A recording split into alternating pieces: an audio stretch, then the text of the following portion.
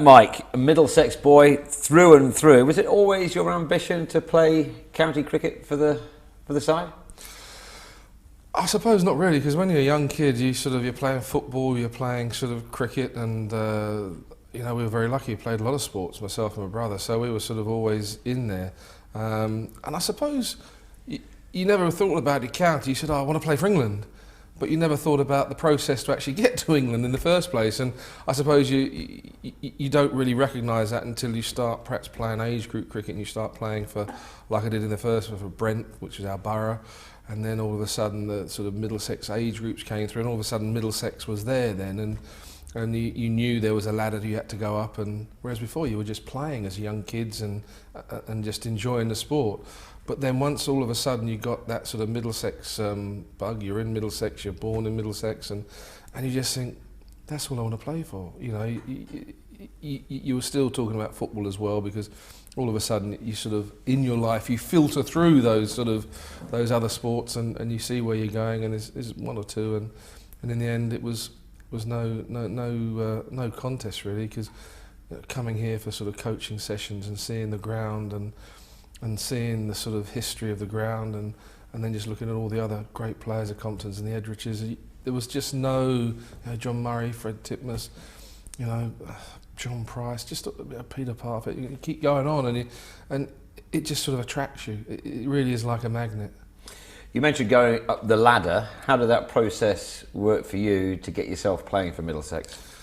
Well, again, you started at school, and unfortunately our school didn't play a lot of cricket, but we had a sports master who was very good, and when sort of notification of trials came around, he said, "Oh, you better go off then, Mike, there's some trials on, off you go." Myself and my brother used to organise our school team, so that was all right, and the teacher used to come along, and that was great. So really, the ladder for me was really Bronsbury Cricket Club, which is where I grew up really, through the sort of system there. Answered an advert in the local paper to go and have some trials at Bronsbury Cricket Club, which I thought was in Bronsbury, but in fact it's in South Hampstead. So it was a bit further afield than I first thought, but the people there were magnificent. People called Ted Jackson, Peter Ferrara, and from then on in I was just hooked to the club, and they made it just fun and enjoyable, and it was really good. So the ladder for me was really more through the club scene, where you started playing with adults, and then sort of third 11, then second 11, then into the first. But at the same time, you were still playing sort of Middlesex age group stuff, and then of course there was the England schools under 15 side, which is now the Bunbury Festival. So we played in that at rugby, I remember.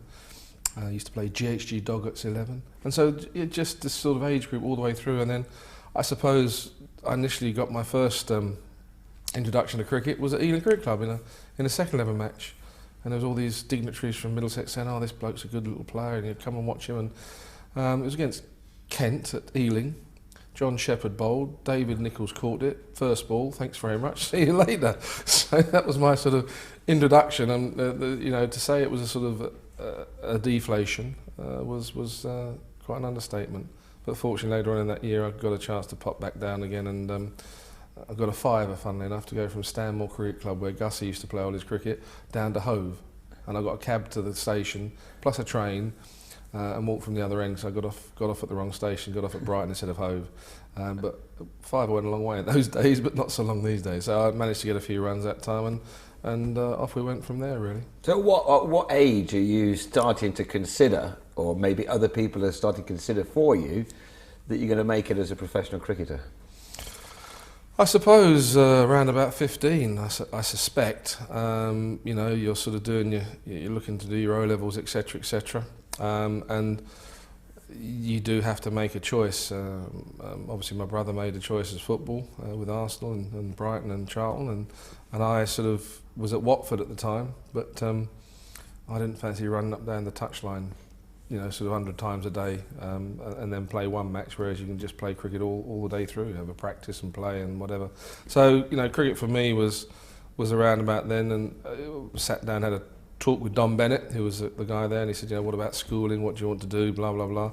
And to be fair, I wasn't that academically bright. In fact, the sport helped me sort of probably do as well as I might have done in school. So that was sort of, well, what if you didn't get to become a cricketer, what would you do? Well, I'd be a PE teacher or something like that. Well, why don't you go to Loughborough? Well, I'd rather play cricket. So there was lots of conversations, lots of sensible stuff going on about education, etc., etc. So I decided just to, when I was asked, to take it up as a cricketer. So I had a sort of a 3-month period after I did my O-levels as a sort of a summer contract. And then after that I got my first contract, which was unbelievable. You mentioned, Mike, football and your family's association with football. Today, kids, a lot of them, their heroes are footballers rather than cricketers. Was that the case with you when you were a youngster? Yeah, I suppose it was. I was a Tottenham fan, and I went at a very early age to watch a match at QPR, Tottenham versus QPR, and I saw the very first glimpse of someone like Dave Mackay and Pat Jennings and Jimmy Greaves, those sort of people playing in the Tottenham side who were iconic figures. And I suppose when you look at someone like Dave Mackay, the sort of hard Scotsman, broke both legs still playing football, up and at him, and probably one of my heroes when I was watching cricket was someone like Kenny Barrington and Basil D'Oliveira. I love watching John Snowball towards the end of, when I was getting a bit older and appreciated it a bit more. There were lots of people. It was only really football or cricket that we had sort of heroes, if you like. Certainly in those days, anyway. So yes, I did have some football heroes, but I did also have some cricket ones. You ended up being a cricketer, coming to play here at Lord's. What was that like, playing here for the first time? Well, when you walk through the gates, it's just one of those enormous sort of wow. Lords, and then you come up and you look at the dressing rooms, and when you've had your dressing rooms down at Brondesbury Cricket Club all your life, or somewhere like Stanmore, where you like to get splinters of it, and you come into this and you sort of look round and you walk through the long room and people take you round, and then you look at the bars and the showers, you go, blimey. And then you walk over to the nursery ground and through across the ground and you see the stands and you think, blimey, you're going to play, could be playing cricket here. And even with nobody in the ground, it's a phenomenal ground to play in.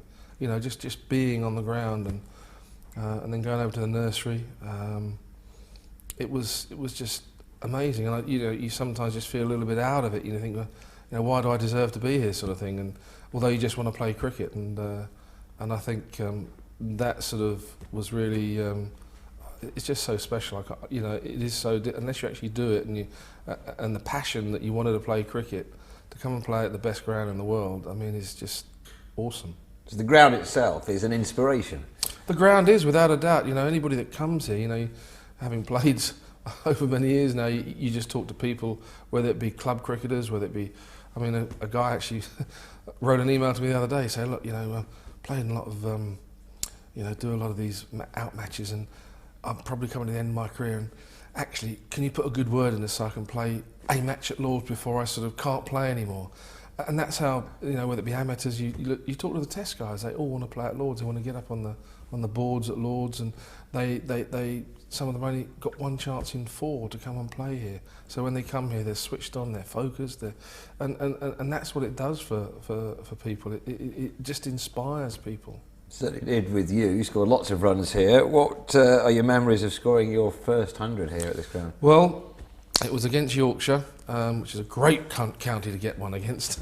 Actually, I think I got my first and last one against Yorkshire, but it was one of those things. I'd had a summer in '76 where I'd batted in the middle order, and I'd got probably 16 or so 50s during the summer, and then we had to go away on an England under-19 tour, which caused huge raucous amongst all the counties, because we went sort of in the middle late end of July and all the way through August, and didn't get back to the end of the season. So the likes of David Gower, myself, Ian Gould, and there were loads of people, not Kevin Cooper, Paul Allott, we had Alan Lewis-Jones, all guys. I think there were 12 or 13 of the guys all playing sort of for their first class counties. So I'd had that season that gone quite well, and then the following season, people saying, well, you haven't got 100 yet, and you're struggling through. And all of a sudden, it was a lovely day here, I think, at Lord's, and got in on a good wicket. And I remember sweeping Philip Carrick for 4 down to the grandstand in between the ground and the grandstand and the Warner stand to go from 99 to 103. And again, all those periods that you had through the sort of 60s and 70s, and you've done that before, and then get to the 90s, and fortunately I got a ball that helped me out fairly early on, so I didn't have to struggle through the 90s too much. So it was a huge weight off the shoulders, and when people do say that, it is. And it really does then sort of, and I actually got another one the following match, 128 against Gloucester. So, from getting none over a whole season and a bit to sort of 2 in 2 sort of thing. It's amazing what it means to a player that all these years on, you still remember your first 100 so vividly. Well, you do. As I said, it's this sort of place, cricket's that sort of game, and playing at Lord's, you will remember that, and people do remember what they did or even they didn't do at Lord's, so you can remember vividly getting out here for 12 in my first match, just some Van Holder off, and then Ted Emsley came on and got me caught down at deep square leg bowl and little dobbers, and you just think, flipping hell, 12, you batted for an hour and a half thinking, did they ever bowl a bad ball? Crikey, this bloke's quick, and you're ducking and you just remember so vividly the sort of things that go through. But again, I suppose that's just the impression of actually getting to somewhere where you've really, really desired, wanted to be there, and you just don't forget. Is that what a lot of it is about? Desire? It is, yeah. To actually get anywhere in the sport, it's a bit of dedication, bit of desire, and a bit of discipline. Funnily enough, the 3 Ds. They're all the things you need to really get to the very top, and just the desire to actually play for Middlesex was unbelievable. I wasn't even thinking then of playing for England. I was just wanted to get in the Middlesex side regularly. That's how much it meant. And we had a great side as well. We just started. Mike Brearley just started as captain. We got through to 2 finals in '75. In '76 we won the championship. '77 we jointly won the championship, and it was a great time to be in. And being a young guy, they made some good decisions, I think.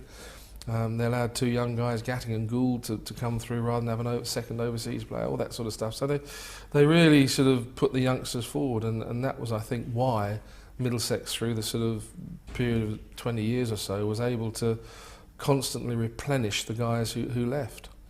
You mentioned the success under Mike Brearley. You then took over as captain from him. Was that a daunting proposition? I think it would have been a lot more daunting had I not been over to Australia and captained a grade side for a year and played over there for a couple of seasons too, because that certainly hardened you up playing in grade cricket, where you played against test players regularly on a Saturday and a Sunday. It was a long sort of, hard, if you like, apprenticeship out there. But then I finally captained them in 78, 79, 80, my club Balmain, and I think that helped me enormously.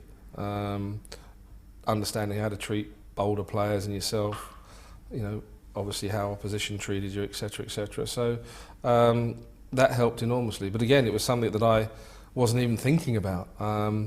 Breers was giving up, and for all intents and purposes, someone like Philip Edmonds or John Embry was going to do it.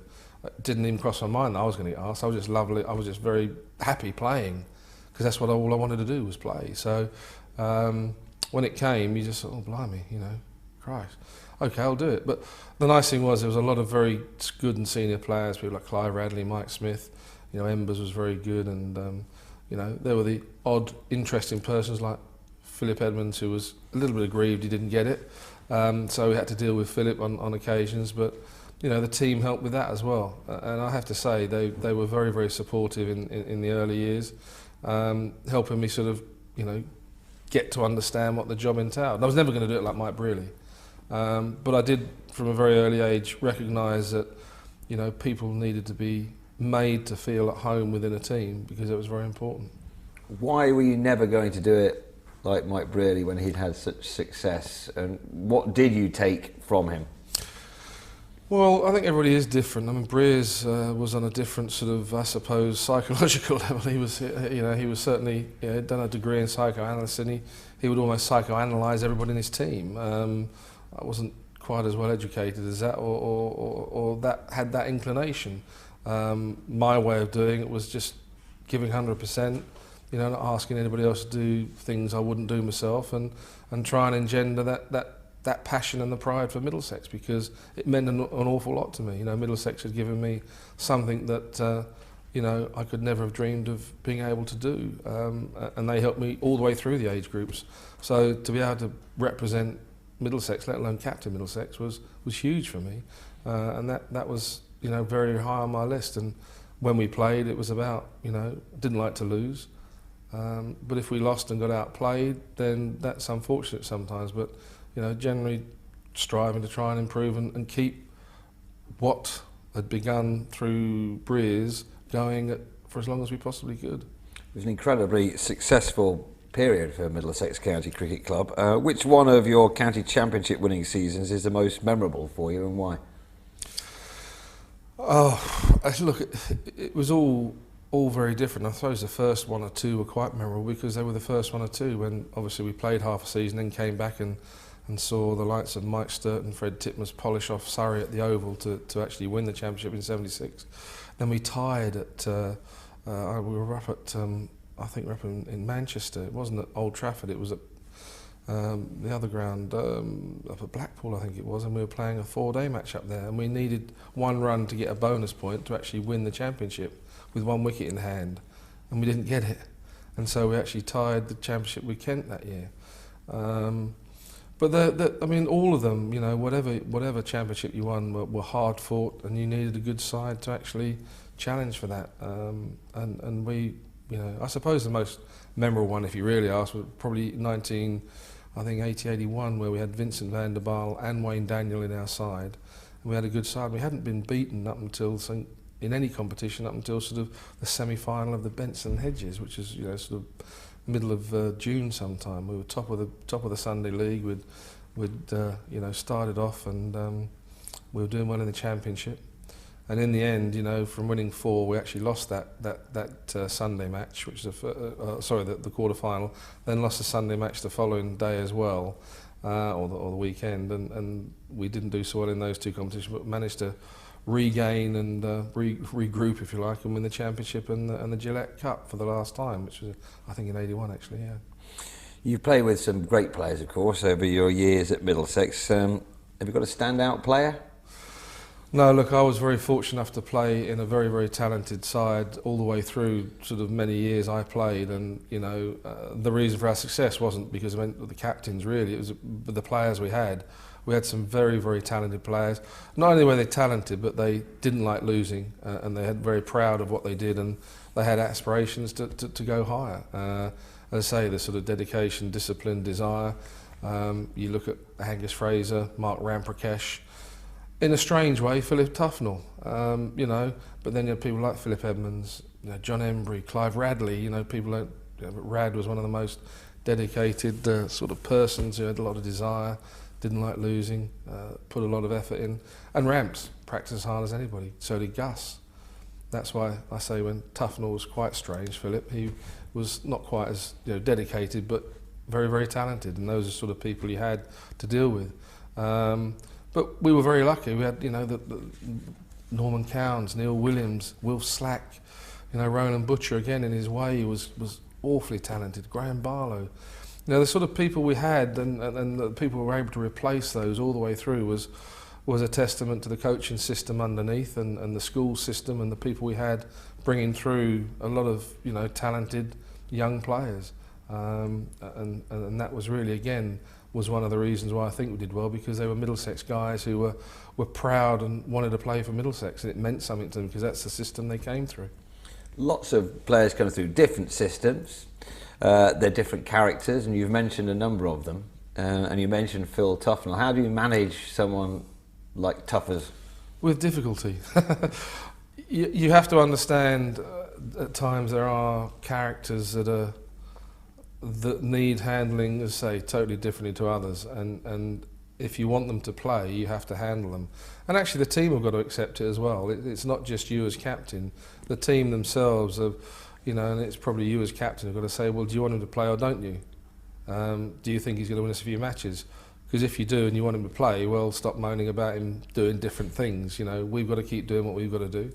It's a bit like telling David Gower to have a net, you know, when he's sort of 30 or so, and he knows when he wants to, or even Botham, you know, right, Beef, you got to have a net at 10:30, you got to finish at 11. You know, you don't do that. You have to explain or try and work with people like that. It doesn't always, you know, if you don't, then you lose them, and it's a shame to lose talent, whether it be a David Gower, you know, or a Philip Tufnell. You shouldn't lose talent like that because you're not able to handle it and actually, you know, get it across to the rest of the team, because it is important the team take that on board as well. You've led a lot of players, both for Middlesex and for England. What qualities should young cricketers of today be trying to work on, do you think? I just think that it might sound very old-fashioned, you know, etc., but I mean, you need the passion and desire to want to play a sport, because there's a lot of hard work and there's a lot of bad times. People always remember the good times. There's a lot of bad times you have to get through.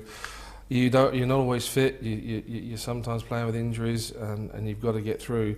But you know, the game is a wonderful game, and you mustn't abuse the ability you've got. And you must always, you know, to me, you know, you've been given the gift to actually play this game, and you shouldn't abuse that. And I think sometimes people do. They don't really give it their full attention, I suspect, and they don't realise how lucky they are some of the time to play a sport. Not everybody can do that, and if there was anything I'd say is that sometimes people don't appreciate what they've got, and how much other people would desire to play and do a job as we've done. So it might sound a bit old-fashioned, but I truly believe that.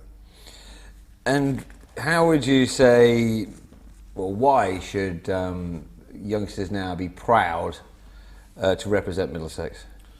Because it's a wonderful club, and it should be, I suppose, somebody's given you a chance to do something at a level that not often many people get, and it's a club that is a lot of history.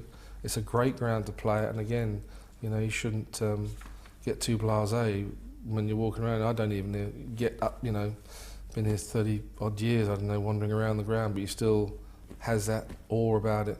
And I just think playing for Middlesex, playing for any club if you like, is something you should be proud of.